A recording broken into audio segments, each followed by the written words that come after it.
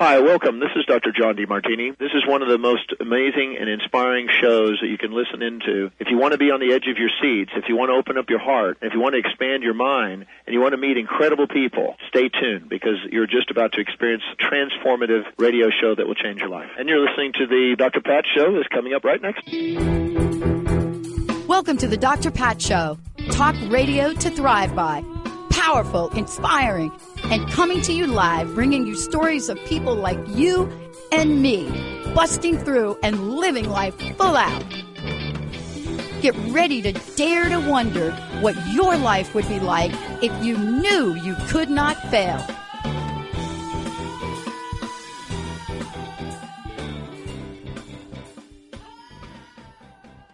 Welcome, everyone. And I'm a different face than what you're typically expecting. My name is Sabrina Wright, and I'm your guest host today. And I would like to thank Dr. Pat for this opportunity to share with you one of my most, I guess you could say it's the conversation I have with most people. I want to introduce myself if you're not familiar with me. I'm a holistic health and wellness advocate. I'm a consultant and a counselor. I'm an encourager and an educator and a therapist, all in the wellness field. I've been practicing for 17 years and work with a lot of integrative medical professionals. And what I have found is that the best way to approach health, healing, happiness, life is to approach whole person care. So that means body, mind, and spirit. When I'm working with clients, I've found that in every single case, no matter how they find me or what brings them to me, that physical health and well-being is the most important factor to address. And everyone is unique in their experience and their challenge and their struggle with health. So there's really no single strategy that works. It's not a cookie cutter type of answer. So what we do is we work together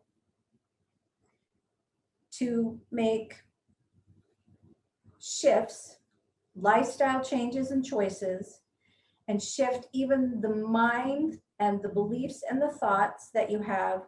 And we work at changing those factors and components of your health so that you can live a healthy, happy, vibrant, and vital life. So today we're talking about long-term implications of self-care. Whether you practice self-care or you don't practice self-care. And what does it truly mean to have self-care? And you're probably asking, well, how do I even know what it looks like in my life? Again, it's different for every single individual. And today, this topic is near and close to my heart. And I'm going to be asking for some input and insight from not only my producer, Jacob, but also from my Benny, how do Yes. how do I introduce you? Well, you could address me as however you wish. I mean, if you want to just do the solo name like Prince, Cher, I can go by just Benny if you want. I'm okay with that. Make it simple for everybody. All right. So we're going to be talking. We're going to open the phone lines too, because this is really an important conversation to have. So first and foremost, thank you, Dr. Pat and Transformation Talk Radio and KKNW for the opportunity to have this conversation with you all, to show up and create thought and hopefully perspective shifts, small perspective shifts, so that we can work individually and collectively and together in happiness, health, vitality through self-care. So the phone lines are open, 1-800-930-2819. please call in with your questions, your comments, share some challenges, share your wins. What are some things that you're doing that have been a shift, especially during this last year, that have improved your life? So to start out the hour here, Jacob and Benny, you're men. And typically our society or even our health environment markets toward women. And self-care is a universal community type of experience, and it needs to be individualized as well. Mm-hmm. Do you have self-care? Do you even know what your self-care is? I know for me, self-care, I can start things off. This is Benny. And, I do a lot of giving back for others already. And I still continue to do that on a daily basis. And I think I've been obviously doing that for the last 20 years on the air and radio here. If I don't, it kind of frustrates me. It really is. So honestly, my self-care is still giving back. And it's a struggle actually for me to accept rather than give. So I try to frame that around as much as possible, even though it's kind of like what I do anyways. But it is a challenge I will speak to for myself, for men in general, as and we're not as open to the fact, but that would be a start for sure. Absolutely. What do you find replenishes and refreshes your spirit? Oh boy. Let's see here. A lot of of course what I do, it's a lot of, sometimes it can be like a hurry up, and then there's just like the lull. Usually after the lull, I really want to kind of separate myself and kind of just tinker on things. I'm a big tinkerer. I have built cars in the past, and I still continue to tinker with that kind of stuff. That brings my self-care mind down to a grounded level, and for just to slow down a little bit. Mm-hmm. It calms me. I have a lot of patience with it. Raising my two boys, I mean, if I couldn't get any more calmer than that, or at least attempt to, it stretches my patience a little. But I enjoy it there as well. So absolutely, and there you've got exercise and movement and creativity and fun. Right. And that's wonderful. Yeah, which you've heard Dr. Pat talk about her knees, and I'm in her too. Our knees are getting old, so we're trying to protect them as long as we can. Exactly. Absolutely. So, hey, Jacob, how about you? Yeah. It's funny, Benny mentions kind of the giving back thing, and I relate to that too. And it's hard for me to say no, though. I kind of come at it from a different approach, and I really do enjoy helping people and giving back. And also, I don't really know when to stop sometimes. And so one of my self-care practices is actually being able to say no and not feel bad about it. I think, not in like a disrespectful or mean way to whoever's asking for something, but just to, hey, for me right now, I'm not able to do that. I would love to help another time, but right now I have to say no, and that kind of gives me a little bit more rest, so that when I am available to help, I'm not doing it from a place where I'm already exhausted or kind of beaten down. Right, exactly. Boundaries are really, really important. Yeah, absolutely. And wow. You mentioned replenishment, and I had this practice in college where I had this thing called a replenishment cycle, and it's not something that I'm doing well right now, especially with the last year and the pandemic and all that. But it was things that I would set for myself, like once a week I will do this, once a month I have to do this. Every day I'll spend 10 minutes doing this thing, and right now that doesn't exist for me, but it's, things that I do that give me rest. That's great. And rest is different than sleeping, isn't it? Yes. Unfortunately, sometimes. Well, no, but the thing is, you should be, ideally, life should be possible to have both, not sacrificing one for the other. Right? Yeah. So if I'm going to rest, all I can do is sleep. Well, no, you can rest with reading a book. You can rest with cooking. You can rest with taking a walk in nature. There are all different components and descriptions of what rest would look like, not just sleeping. Exactly. Yeah. And that's something I also had to learn was, you know, I can't choose a nap as part of this replenishment cycle. It does have to do things that, you know, bring me energy and make me feel rested, even if physically I'm maybe have a little more tired afterwards, you know? Right.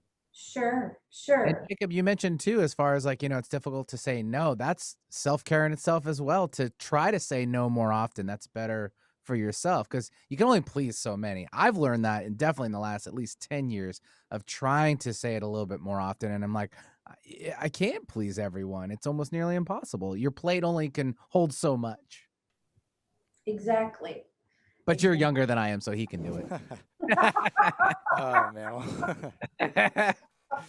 Well, what's interesting is that you bring up the H piece, and if you think back, or if you've done any reflection back over, let's say, the past couple of centuries, self-care's all of a sudden seems like it's the topic of conversation. And our unplug of last year created that. However, back in, what was it, the 1900s, 19th century was when self-care first started. And that was, and this might be a little controversial and might create some interesting discussion, but it was when the role of the woman in the family changed. Mm-hmm.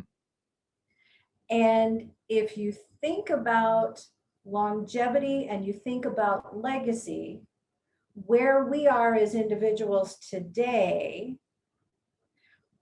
with everything going on, not only personally, but politically, societally, economically, it's been a process that we've been along. And so this is the result of how we have been living. The activities and the decisions of what has happened in the past.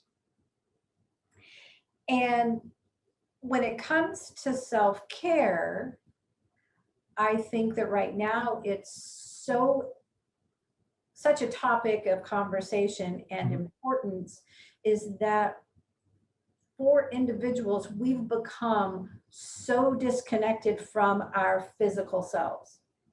And we've been on this hamster wheel, in my opinion, this hamster wheel of striving, and our focus has been outside of ourselves, more on appearance, activity. I think in the big business world, it's about grinding and hustling and this and that and whatever. And what's happened is there's become an imbalance in our lives. And that imbalance last year hit us physically through the virus. If you take a look back over the last, 10, 20 years, or what I've personally experienced over the last 20 years, just to talk about one system, our food system has changed significantly. And we've become more drive-through, more fast food, more instant gratification, and eating what we've called food, created as food, and yet it hasn't been food which nourishes and supports our systems. Right. And that's just one aspect of it. I mean, at the core of self-care, it really is a set of rituals, regimes, simple daily practices that help us as individuals recharge. It helps us to repair, and it helps us to regroup. And to Jacob's experiences and what he shared, daily, weekly, monthly, yearly, replenish ourselves so that we're back at a state of balance, so that we're so much more, so we can give more, so we can serve more, so we can show up better. Truly, self-care is for everybody, and it's for every body.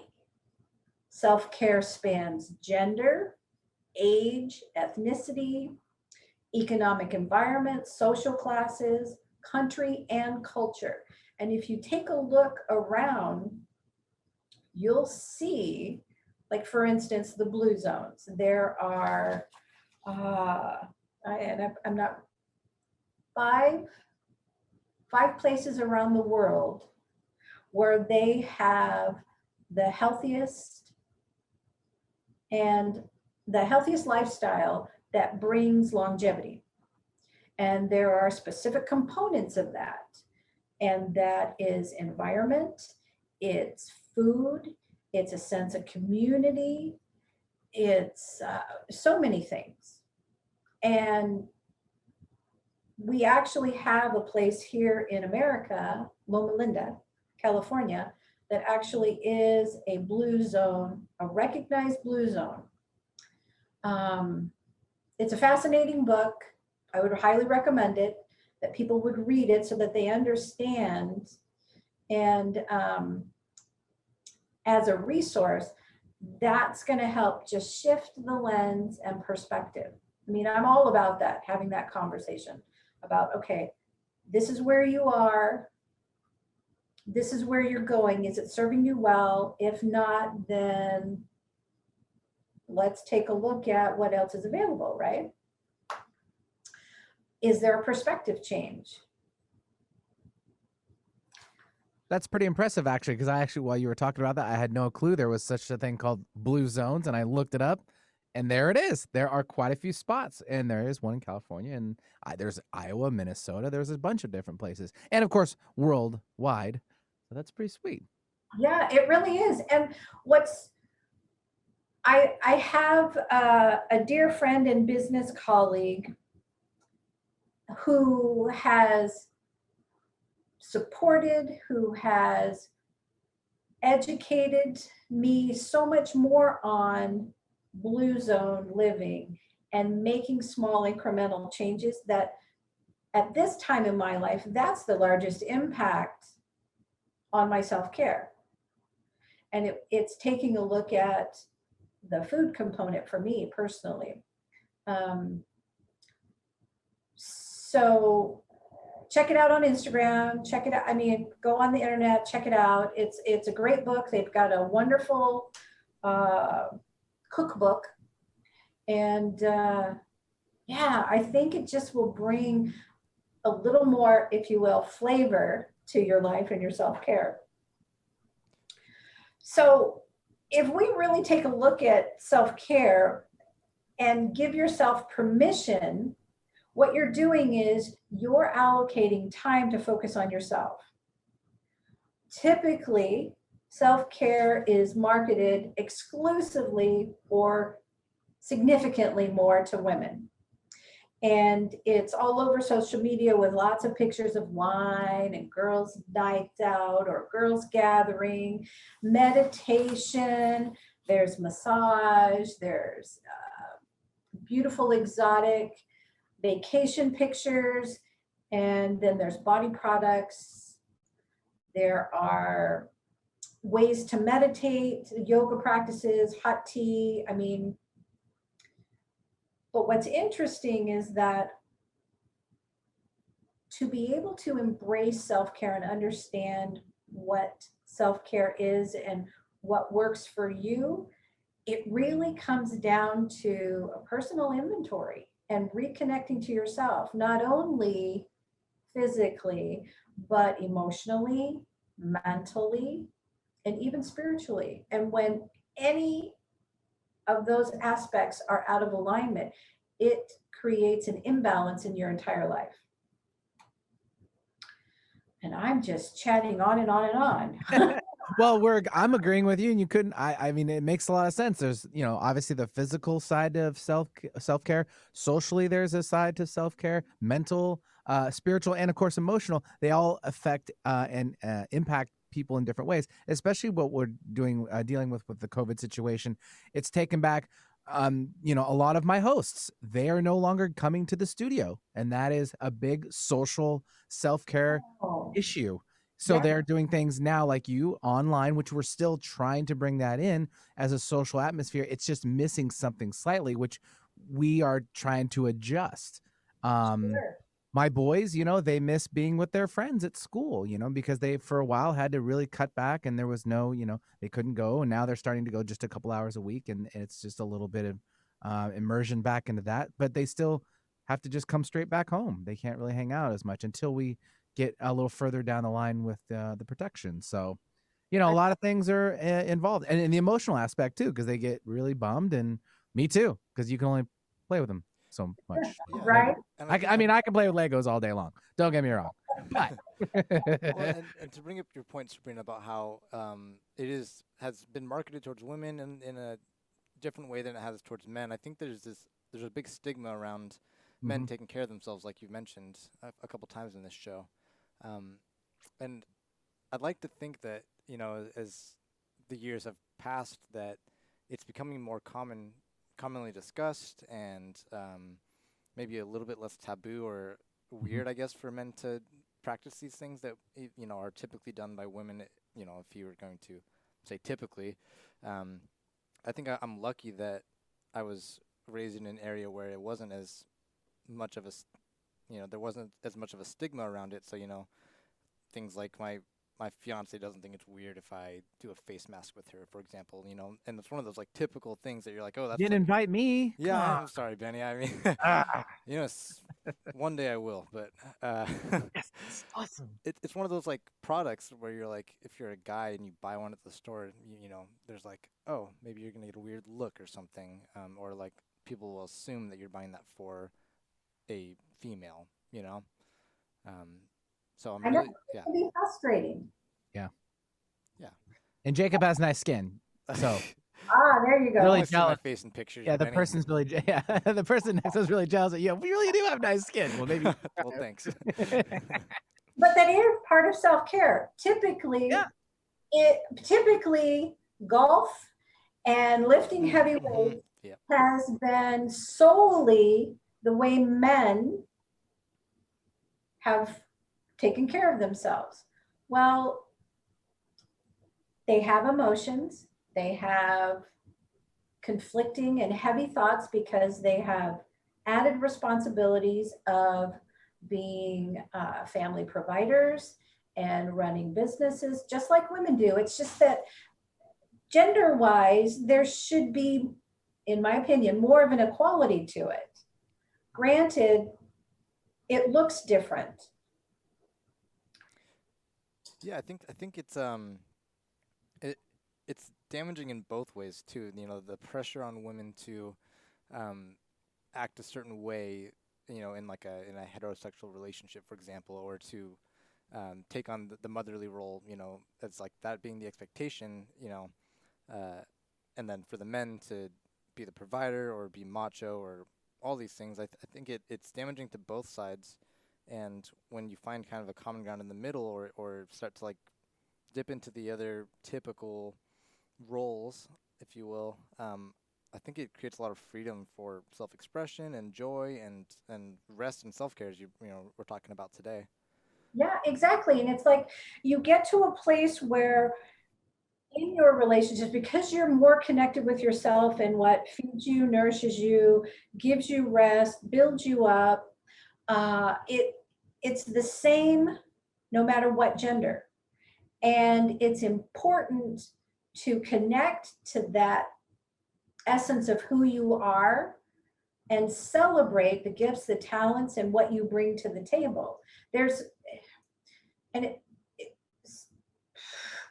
It could really, it frustrates me as a woman that there are such adamant and angry individuals that are seeking to be seen and heard and valued. And they're so wrapped up in that for themselves that they unfortunately do not see, hear, or value others. So what they're asking for is something that they're not giving back. So I think that right now we're in an environment where we can be very influential to our future and the future of our families, our countries, our world, if we really can connect back to ourselves and figure out for ourselves who we are and heal ourselves and do our own personal work. And that is why this is such an ongoing, important conversation to have. I learned self-care from my mom, and what I remember about her self-care was it was cocktail hour every night with my dad for 1 hour. Don't interrupt us. It was bubble baths. It was pedicures. It was going to the beauty parlor. It was shopping. All of those activities. And I didn't have modeled for me what my dad did for self-care. And my dad traveled a lot growing up. So as a kid, I was more about out and playing, socializing. I did sports. I kind of isolated myself from my brothers and my sisters, and I needed downtime. So I was a reader. I became a writer, listened to music, and then the culture shifted. And at this point, I need to break. I need to break right here during the show. So I want to ask you a question. I'll share the next part in a couple minutes, but I wanted to thank you for listening and tuning in. And we're going to go for a break. And when we come back, we're going to talk about how do you pursue and how do you even get started on self-care? You're listening to the Dr. Pat Show, and I'm your guest host today, Sabrina Wright. So we'll catch you in a couple of minutes.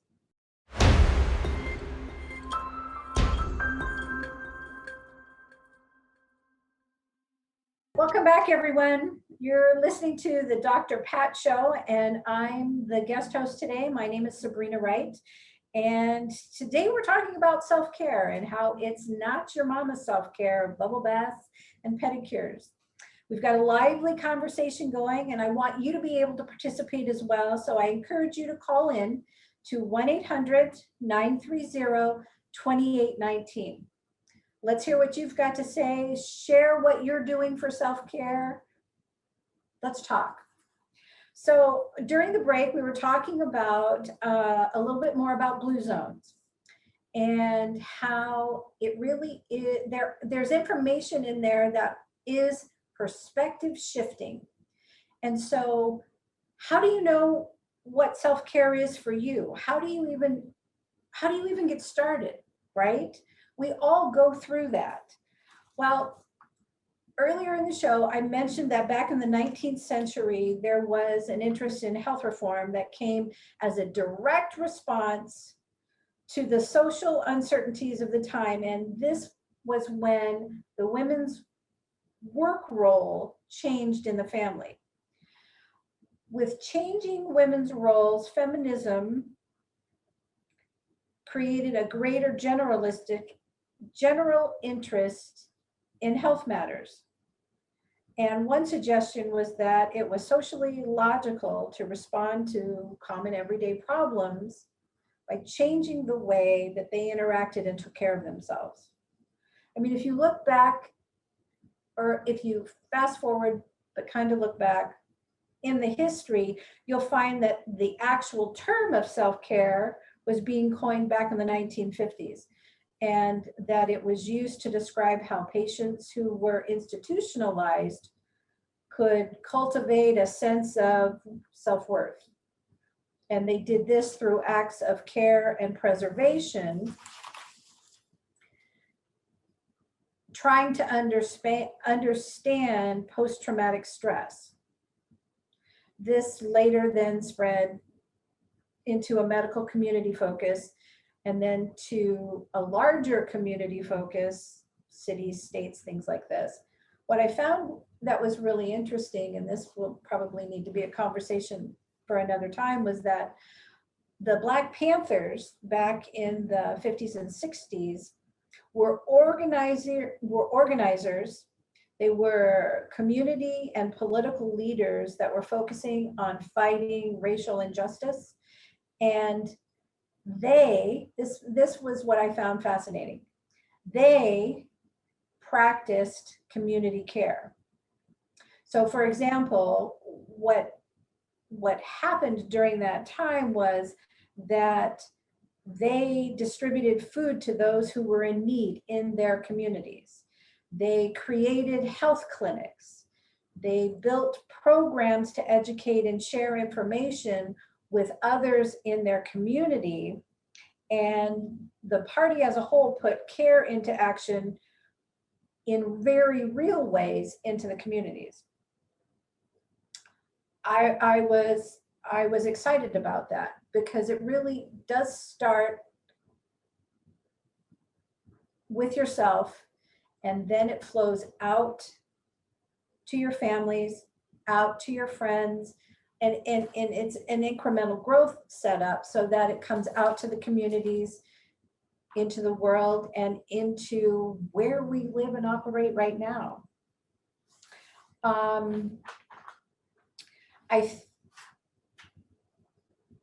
I understand legacy, I understand longevity. However, it wasn't something that was modeled or even discussed in my young life or even young adult life. It was about the here, the now, the me, this is what I want to do, without any thought as to the future.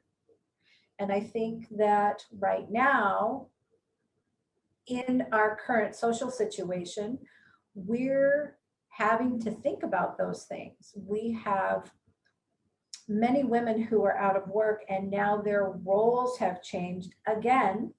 Another big cultural shift is occurring. Their roles are changing in the family. There was a lot of homeschooling that was happening last year. Kids now are starting to go back to school, but now it's about how do we create our lives moving forward. So if we take a look at self-care and the role of women in the family of self-care, they've had to make shifts and adjust again as to what's best for the family and the complete operation of the family unit. While as individuals, or I want to say single people or people who live alone, they've had to adjust as well. And so the focus then, what's going to feed me? What am I missing? What do I need? We're dealing with a lot of anxiety and depression. We're dealing with social disconnection. How do we come together? How do we get that sense of community back?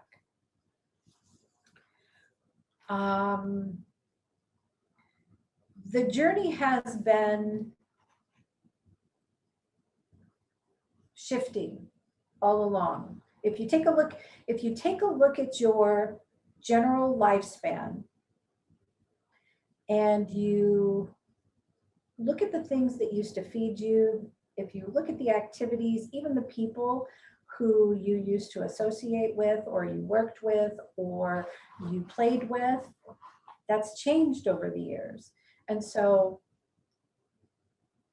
really good, purposeful self-care needs to be organic, because as we age, as our choices change and our circumstances change, we need to be fluid in that. Benny, you keep saying at your age. Whoa! I only said it once. At That's your fine. age, okay, so you're worried about. I can take it. Shots are fired. Shots are fired. I get it. No. So you're worried about your knees, and you've got two young men who are keeping you busy, right? I do. I have twin boys. They're 10. Oh gosh, tons of energy. They do. And, they're more indoors now. And that's the last year and a half have been the struggles. And I try to get them outside and they're like, no, we don't really want to, which is a struggle at times. And it's a mental game, but only for them, it makes them like their emotional spirits raise, their vibrations a little bit more as well. And for me too, even for it's just a couple of minutes, just kind of break it up a little bit. So, but yes, I have thought lately in the last, for sure, couple of years, I mean, they are getting more active and I've been careful on other things that I've been doing. I haven't been, staying out playing ball with my guys and my friends and stuff like that too, because I want to stay healthy for them. Eating a little bit better too. I know that makes a big deal. That's self-care that I've been aware of more in the last few years also. Sure, absolutely. Oh, and stretching. You got to stretch. Don't forget to stretch. Always. Motion is lotion for the body. And right. If you don't move it, definitely you're going to lose it. Mm-hmm.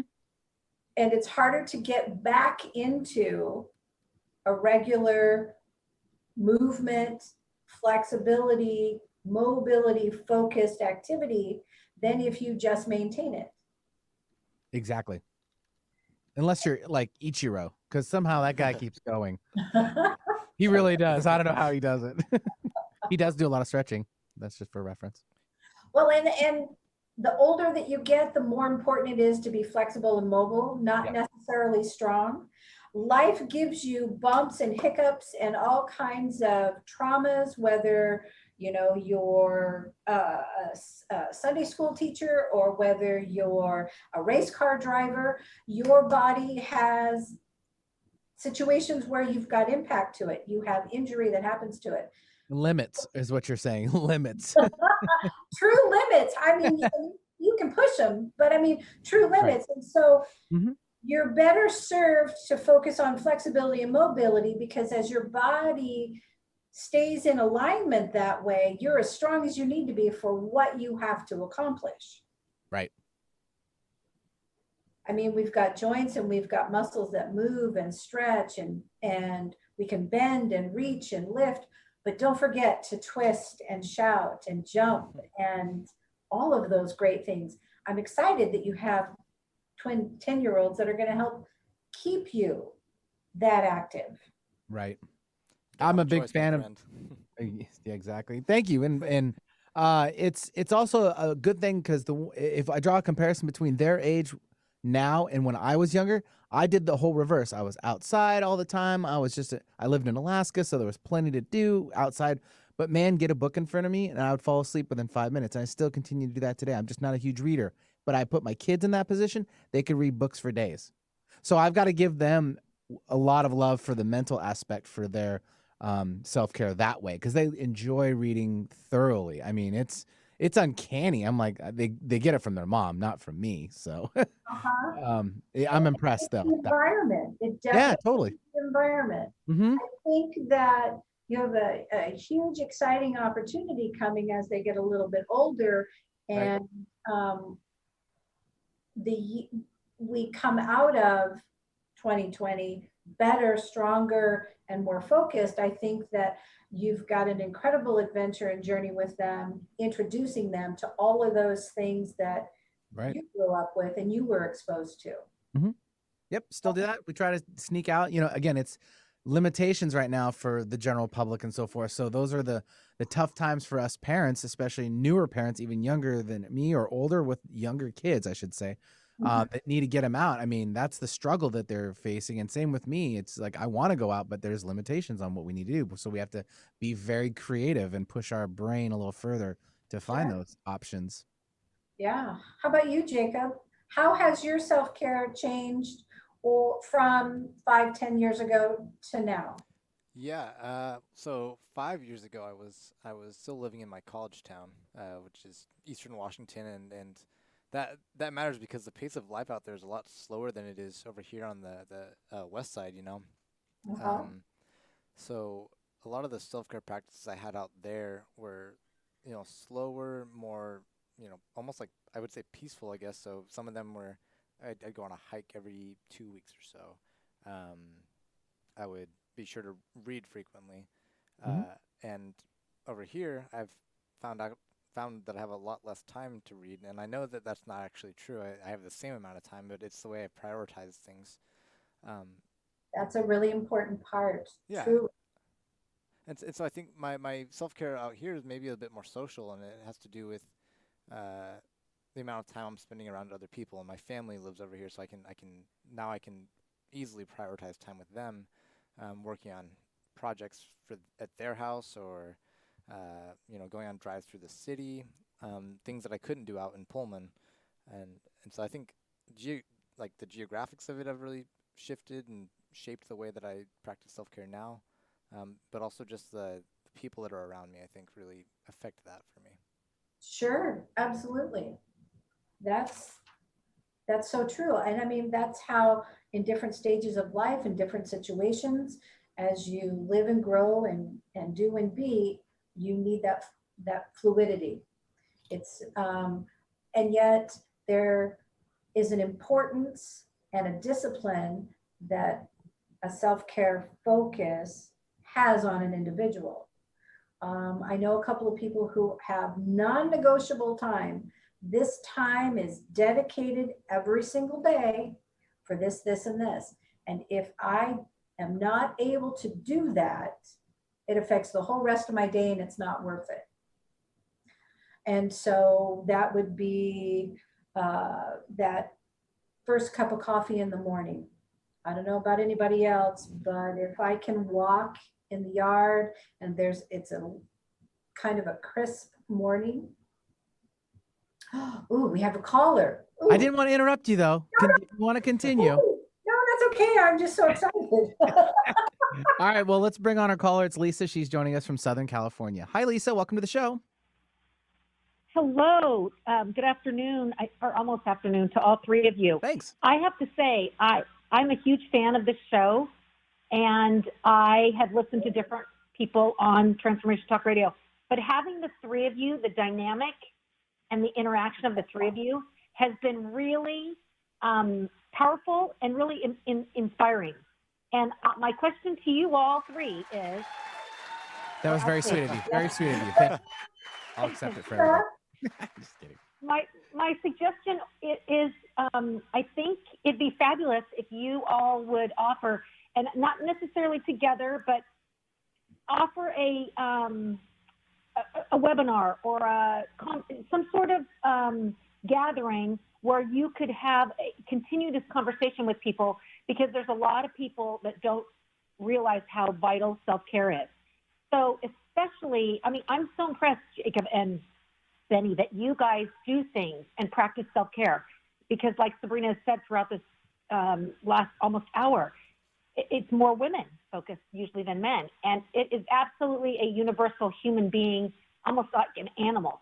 Animals are better at self-care than humans are, right? And male, female animals, right? Mm-hmm. So I don't really have a question. I just am encouraging you all to maybe think about taking the next step and offering your services, because I think it'd be really, really empowering to people. Oh, thank you. Totally appreciate that, Lisa. Yeah. Thanks so much. We'll have to talk about that, guys. It's a possibility, or you just continue listening to the Transformation Talk Radio Network. There's plenty there, as well as KKNW, for all your, actions to be helped out with. And so, absolutely. Yeah. Absolutely. And again, thank you, Dr. Pat, for the opportunity to be here today to have this conversation. Truly blessed and such a gift. This month, May, is Mental Health Awareness Month. So last month was stress awareness. This month is mental health awareness. And so I would encourage everybody to really take that self-inventory and take a look at just what is working for you, what isn't working for you, what feeds your body nutritionally, but also what feeds your spirit, what brings you that that giddy little joyful bubble right in your core, right in the essence of your being, what brings you that, and do more of that. Self-care as a basic routine, there are some things that I recommend, and this helps with mental health, because what you're doing is you're investing in yourself. It's staggering to understand that 1 in 3 adults here in the US have reported symptoms of anxiety or depression. And I think it's vital that practicing self-care is the greatest opportunity to change that. So it's a great place to start, and it's one step at a time, making small incremental changes to how you live your life. You can pick one area and just build a new habit. I would say 1 new habit a month, get that really solid, and then the next month, make another change. And as you develop these new habits, you're going to begin to find benefits in all areas of your life, which in turn motivates the continual shift towards self-care in other areas. So number 1, Benny, you said this, Jacob, you have as well. It's about getting physical. There are psychological benefits that come from movement.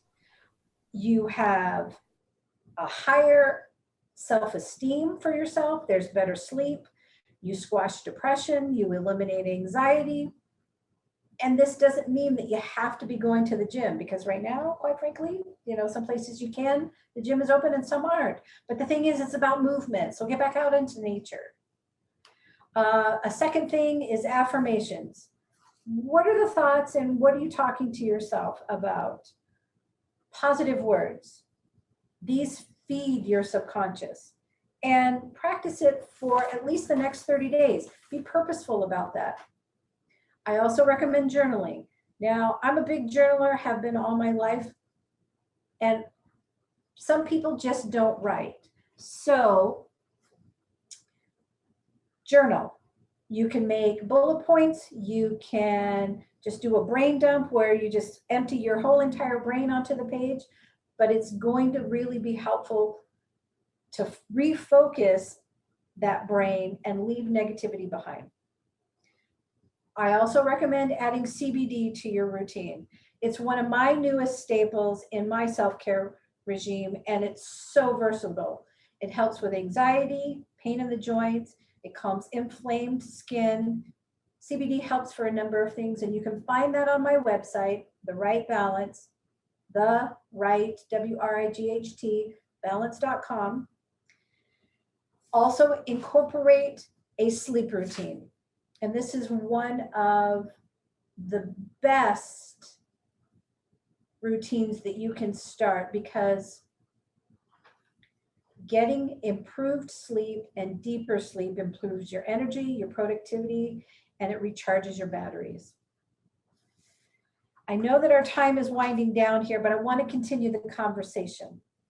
So I would like to invite you to join me next week on my show, Live the Good Life Show, here on Transformation Talk Radio and on KKNW next Thursday, the 13th at 11 o'clock in the morning, as I have a special guest, and we're going to continue this conversation. So gentlemen, I hope that you are up for it, and I want you to be part of it. And I want you as audience listeners to start having that conversation amongst yourselves.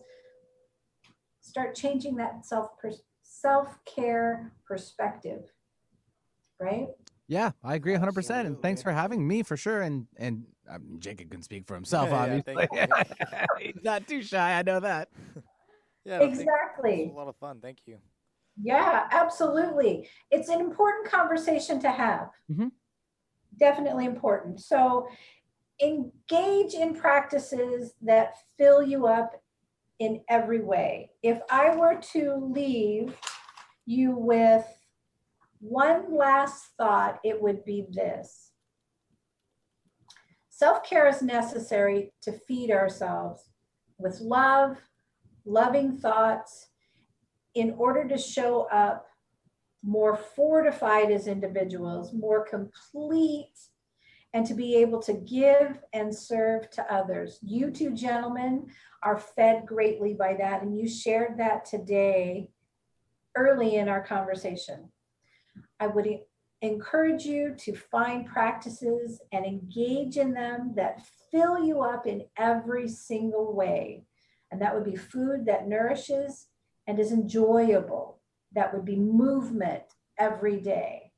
That would be socializing, whether it's with your family, your friends, and in your community.